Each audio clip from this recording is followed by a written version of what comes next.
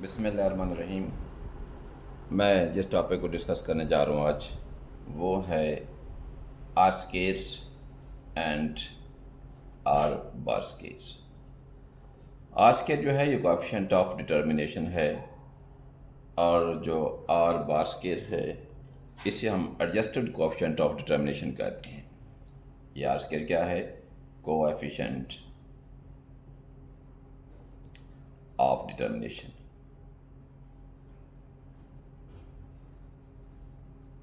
जबकि are bar square जो है इसे एडजस्टेड कोएफिशिएंट ऑफ डिटर्मिनेशन कहते हैं।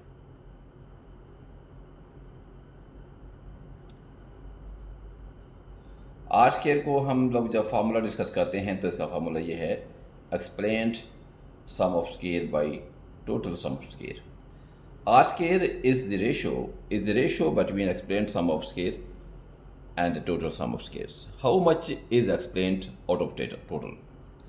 क्योंकि अगर हमारे पास model wise function of x है, x1 है, तो ऐसी सूरत हाल में जो R स्केयर होगा वो होगा y is equal to b0 plus b1 x1 plus error. वो होगा डेविएशन फॉर्म का फार्मूला मैं लिख रहा हूँ, sum of b1 hat sum of x1y divided by sum of y square. ये है फार्मूला डेविएशन फॉर्म में। डेविएशन फॉर्म का फार्मूला है आर स्केयर को फाइंड आउट करने के लिए। आर स्केयर की जो खूबी है वो 0 to 1 तक इसकी वैल्यू लाई करती है। 0 से कम और 1 से ये ज़्यादा नहीं हो सकती। नॉन नेगेटिव कोफिशिएंट है। क्या है? Non negative coefficient. If R square is equal to 0.7, इसका मतलब ये है कि इस x का जो इम्पैक्ट y पर है, y में जो वेरिएशन आती है that is due to x1 70%। अब y को डिटरमिन करने के लिए x1 का किरदार 70% है, जबकि अदर फैक्टर्स जो हैं उनका किरदार 30% है, जो कि मॉडल में शामिल नहीं है। उनको कौन कैप्चर करता है? Error term. अगर R square that is equal to 0.9, तो इसका मतलब ये हुआ x1 का किरदार अकेले का जो है वो 90% है, अदर फैक्टर्स जो हैं उनका किरदार 10% है y में वेरिएशन के लिए। तो उन अदर फैक्टर्स को कौन कैप्चर करेगा? वो एरर टर्म। एरर टर्म में वो तमाम फैक्टर्स हैं जिनको हमने इग्नोर कर दिया है। मेरा ये असल एजेंडा नहीं है। असल में बात मैं एक और मौजू पे करना चाहता हूँ कि properties of R bar square, ये मेरा मेन मौजू था। लेकिन R square and R bar square, number 1। Number 2, properties of R square and R bar square.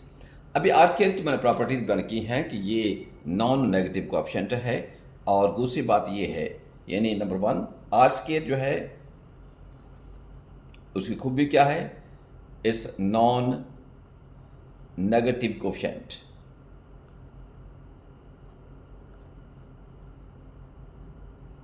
Second जो आर स्केयर की खूबी है वो ये है कि R square lies between 0 and 1। ये इसकी लिमिट है। ये पहली इसकी खूबी, ये दूसरी इसकी प्रॉपर्टी। अब आते हैं आर बार स्केयर की प्रॉपर्टीज की तरफ। प्रॉब्लम एक आ रहा था, मैं पहले वो प्रॉब्लम को डिस्कस कर दूं, उसके बाद फिर मैं आर बार स्केयर की तरफ आऊँगा कि आखिर आर बार स्केयर की ज़रूरत क्यों महसूस हुई। ये गौर से देखिएगा। If y is a function of x1, then R square का फार्मूला है b1 hat sum of x1y by sum of y square. Number 2, if y is a function of x1 and x2, then R square is equal to B one hat sum of X 1y plus B two hat sum of X 2y divided by sum of Y square. गौर से देखा जाए तो जब मैंने एक variable शामिल किया है तो मेरे पास एक एलिमेंट आया है, दो वेरिएबल शामिल किए दो एलिमेंट आ गए। अब एक और मैं एज्यूम कर लेता हूँ, number 3, if y is a function of x1, x2 and x3। अब क्या होगा, अब आर स्केयर जो होगा वो होगा b1 hat sum of x1y plus b2 hat sum of x2y plus b3 hat sum of x3y divided by sum of y square. अब यहाँ से हमें कुछ नतीजा करने हैं। जब हमने एक इंडिपेंडेंट वेरिएबल रखा, हमारे पास सिर्फ ये एलिमेंट आया। जब हमने दो वेरिएबल रखे तो हमारे पास दो एलिमेंट्स आए, ये वाले, इन दो टर्म्स का मजमुआ हुआ। जब हमने तीन वेरिएबल रखे तो फिर एक एलिमेंट ये आया, एक ये आया, एक ये आया। तीनों सूरतों में जो इशू है वो ये है, अगर एक इंडिपेंडेंट वेरिएबल है तो डिनोमिनेटर वही है, दो वेरिएबल हैं डिनोमिनेटर फिर भी वही है, तीन वेरिएबल हैं तो फिर भी डिनोमिनेटर वही है। तो साबित ये हुआ कि इंडिपेंडेंट बढ़ने से जो न्यूमरेटर है वो बढ़ते रहता है जबकि डिनोमिनेटर पर कोई असर नहीं पड़ता। इसीलिए माहिरीन का कहना है कि आर स्केयर जो है इसकी बजाय ये ज़्यादा इम्पोर्टेंट है। क्यों? ये इंडिपेंडेंट वेरिएबल्स के बढ़ने से ना सिर्फ न्यूमरेटर में वेरिएशन आती है, डिनोमिनेटर में भी वेरिएशन आती है, वो आपको एक अच्छी तस्वीर पेश करता है। यानी एक्सपर्ट्स या इकोनोमेट्रिशियंस के नज़दीक आर स्केयर ज़्यादा प्रेफर्ड है, आर बार स्केयर ज़्यादा प्रेफर्ड है आर स्केयर की तरह। ये ऐसे ही है जैसे मैं एक छोटी सी और मिसाल देता हूँ आपको। आर बार स्केयर को वो बेहतर समझते हैं किसके मुकाबले में, आर स्केयर के मुकाबले में। इसी तरह एक प्रोबेबिलिटी वैल्यू पी वैल्यू होती है, ये हम जब मॉडल को डिस्कस करेंगे ना उसमें पी वैल्यू होती है।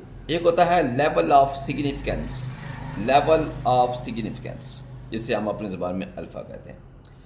पी वैल्यू का काम भी वही होता है, लेवल ऑफ सिग्निफिकेंस का काम भी वही होता है, लेकिन पी वैल्यू को प्रेफर्ड किया जाता है। क्यों? ये फार्मूले से कैलकुलेट होती है, ये जो है ये एज्यूम्ड होती है और ये ट्रू वैल्यूज़ होती हैं। इसमें कमी बेश हो सकती है, इसमें कोई गुंजाइश नहीं।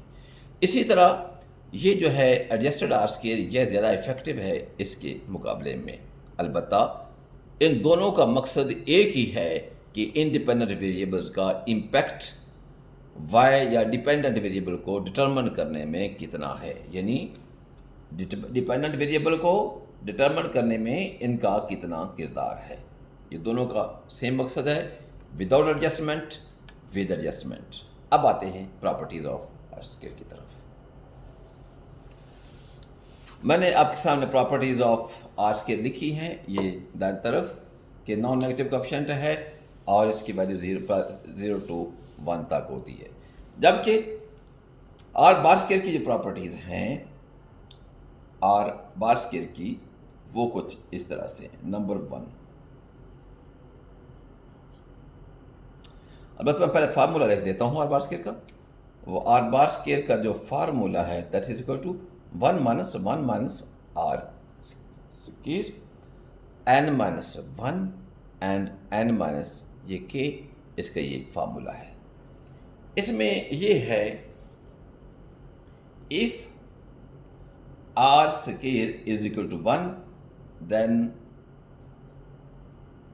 Then R bar square is also equal to 1। यूँ कह सकते हैं कि then R square is equal to R bar square. ये पहली प्रॉपर्टी है। मैं मिसाल आपको देता हूँ कि अगर आर स्केयर 1 होगा तो आर बार स्केयर भी 1 होगा। दोनों क्या होंगे आपस में, ये बराबर होंगे। कैसे? यहाँ पे आप ऐसे करें, एक बार यहाँ पे 1 पुट करके देख लें तो 1 यहाँ पुट आर बार स्केयर की वैल्यू जब 1 पुट करेंगे तो फिर क्या होगा, 0 जैसे मल्टीप्लाई होगा ख़त्म, R bar square equal to 1 रह जाए। सेकंड प्रॉपर्टी ये है कि R bar square can be negative. हम जानते हैं कि R square never be negative, R square never be negative, but R bar square can be negative. अब ऐसी सूरत में एक्सपर्ट्स का कहना है if R bar square is negative then assume that r square is equal to 0। यानी r square जब negative आ जाए तो आपने assume ये करना है कि ये 0 के बराबर है। थर्ड प्रॉपर्टी दूसरी क्या है, r square नेगेटिव नहीं होता लेकिन r बार स्केयर नेगेटिव हो सकता है। जब भी नेगेटिव हो जाए तो आपने क्या करना है, that is equal to 0। Third property, मैंने एक आपके पास चीज रखी, n if number of observation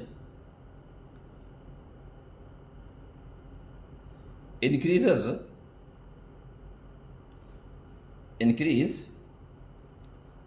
then the gap between r square and r bar square meets।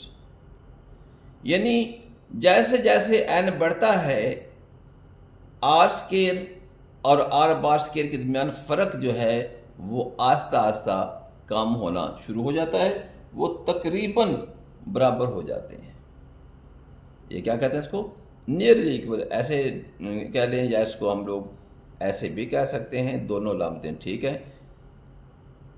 यानी आर स्केयर से एन जो एन का बढ़ना है, एन पर नंबर ऑफ ऑब्जर्वेशन 10 हैं, फिर 12 कर लें, फिर 20 कर लें, 20, 30, 40, 50, 100 कर लें, 200 कर लें, तो उससे क्या होगा, दोनों के बीच में फ़र्क जो है वो कम होना शुरू हो जाएगा, हत्ता का फ़र्क ख़त्म हो जाएगा, दोनों आपस में वो बराबर हो जाएंगे। और जो इसकी बड़ी इम्पोर्टेंट प्रॉपर्टी है जिसकी खातर आर बार स्केयर की ज़रूरत महसूस हुई है, वो नंबर 4 प्रॉपर्टी पर मैं डिस्कस करने जा रहा हूँ। मैंने अभी आपके सामने रखा कि जैसे जैसे आपने y as a function of x 1 रखा तो इसमें न्यूमरेटर और था, फिर y as a function of x 1 and x 2 रखा तो न्यूमरेटर जो है उसकी टर्म में 2 बन गई, बटा वही का रहा। जब मैंने y as a function of x 1, x 2 and 3 रखा तो फिर जो न्यूमरेटर है उसकी टर्म्स जो हैं वो 3 बनी, यानी beta b1 sum of x 1y, b2 sum of x 2y, b3 sum of x 3y, लेकिन बटा तीनों सूरतों में सम ऑफ y स्केयर ही रहा। इससे साबित ये हुआ कि जैसे जैसे इंडिपेंडेंट वेरिएबल को बढ़ाते जाओगे r स्केयर बढ़ता जाएगा, r स्केयर बढ़ता जाएगा। लेकिन प्रॉब्लम एक आएगी, r स्केयर ऐसे बढ़ेगा, एक्सीज के बढ़ने से आर बार स्केयर भी बढ़ेगा, लेकिन उसकी रफ्तार ये होगी। रिजल्ट क्या आएगा, रिजल्ट ये आएगा कि इन are square and R bar square दोनों के दरमियान गैप जो है वो बढ़ना शुरू हो जाएगा। मैं रिपीट करता हूं बात को, जब एक x1 है तो टर्म जो है वो b1 सम ऑफ x1y बटा सम ऑफ y स्केयर होगा। x1 x2 है independent variables, b1 sum of x1y plus b2 sum of x2y बटा सम ऑफ y स्केयर। मैंने पहले इसको बयान किया है। 3 वेरिएबल्स हैं, b1 sum of x1y, b2 sum of x2y, b3 sum of x3y, तीनों का एडिशन है, तो बटा तीनों सूरतों में सम ऑफ y स्केयर आता है। इसका रिजल्ट ये आएगा, जैसे जैसे आप लोग इन को बढ़ाते जाएंगे रिजल्ट ये होगा कि आर स्केयर कभी भी कम नहीं होगा, हमेशा बढ़ेगा। इंडिपेंडेंट वेरिएबल्स के बढ़ाने से आर स्केयर सवाल ही पैदा नहीं होता कम हो जाए, वो हमेशा बढ़ेगा। आर बार स्केयर भी बढ़ेगा, लेकिन आर बार स्केयर की वैल्यू स्लो बढ़ेगी और आर स्केयर की वैल्यू तेज़ी से बढ़ेगी। तो इसका रिजल्ट ये होगा कि दोनों के बीच में गैप वो आस्ता आस्ता बढ़ता चला जाएगा। Number 4th property, if the number of independent variables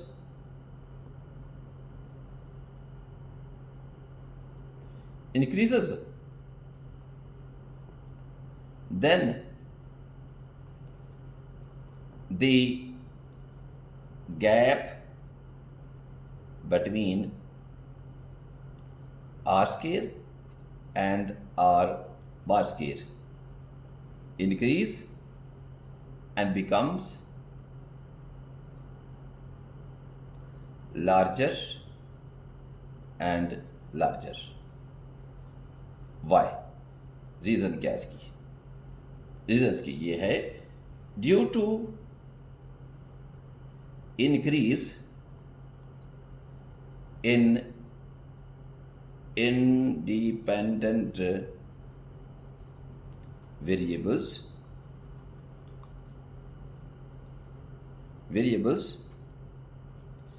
r square increases rapidly, बल्कि more rapidly than r bar square. ये इसकी बुनियादी वजह है जिसकी वजह से गैप इन दोनों का वो बढ़ना शुरू हो जाता है। ये हैं 4 या 5 मैंने प्रॉपर्टीज़ बयान की हैं r बार स्क्वायर की, और 2 बुनियादी प्रॉपर्टीज़ मैंने बयान की हैं r स्क्वायर की। तो ये हमारा लेक्चर कंप्लीट हुआ। अस्सलाम वालेकुम।